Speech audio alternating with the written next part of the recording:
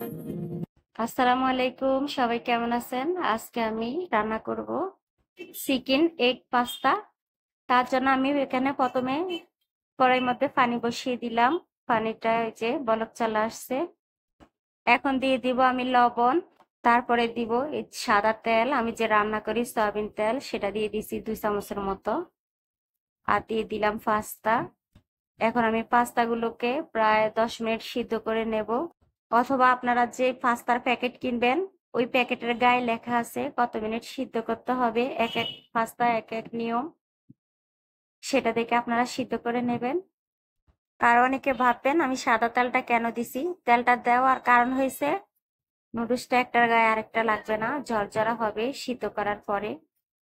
আর এই যে আপনারা এইভাবে দেখে নেবেন যে সিদ্ধ হয়েছে কিনা। আমার পাস্তাটা অলরেডি সিদ্ধ হয়ে গেছে। এই যে আমি এখন একটা ছাঁকনির সাহায্যে ছেঁকে নিব। ছেঁকে তারপর আমি পানি ঝরিয়ে নিব। এখন আমার রান্না করার পালা। আমি কড়াইয়ের মধ্যে দিয়ে দিব তেল। তেলটা আপনারা যে যেমন খান তেমন দিবেন। যে তেলটা গরম হয়ে গেছে, এখানে আমি চিকেন নিয়েছি ছোট ছোট টুকরা করে কেটে।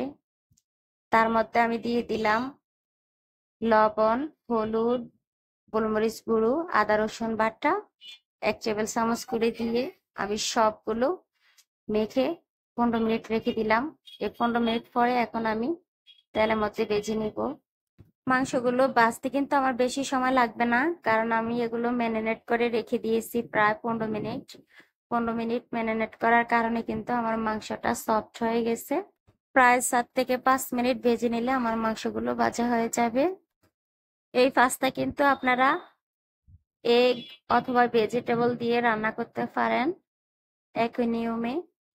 আমি কিন্তু কোনো ভেজিটেবল দিব না, আমি শুধু এগ দিব আর এই চিকেন দিয়ে আমি রান্না করব। আমি বেশি ফ্রাই করব না। এখন দিয়ে দিলাম আমি কাঁচামরিচ, আর এখানে পেঁয়াজ আমি টিউব করে কেটে নিয়েছি। পেঁয়াজগুলো দিয়ে দিলাম হালকা একটু নেড়ে ছেড়ে।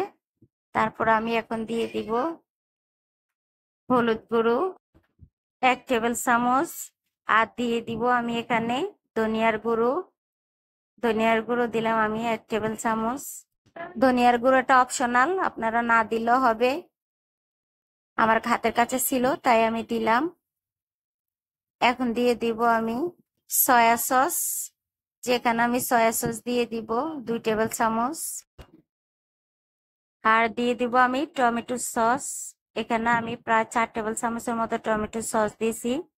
আপনারা চাইলে টমেটো সসের পরিবর্তে টুকরো করা টমেটো দিতে পারেন। আর এখন দিয়ে দিলাম আমি নুডলসের মশলা। না থাকলে আপনারা কিন্তু ম্যাজিক মশলা কিনতে পারেন, 5 টাকা প্যাকেট করে, যে কোনো মুদি দোকানে পাবেন।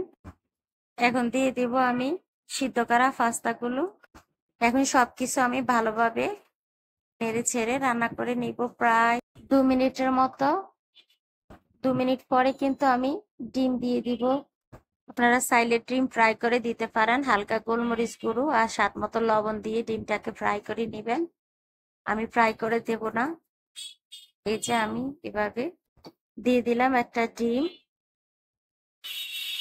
এভাবে দিলে কিন্তু স্বাদটা বেড়ে যায়, তার জন্য আমি এভাবে দিয়েছি। আমার ভিডিওটি আপনাদের কাছে ভালো লাগলে লাইক, কমেন্ট, শেয়ার, সাবস্ক্রাইব করবেন। সবাই ভালো থাকবেন। আজ এ পর্যন্ত। আল্লাহ হাফেজ।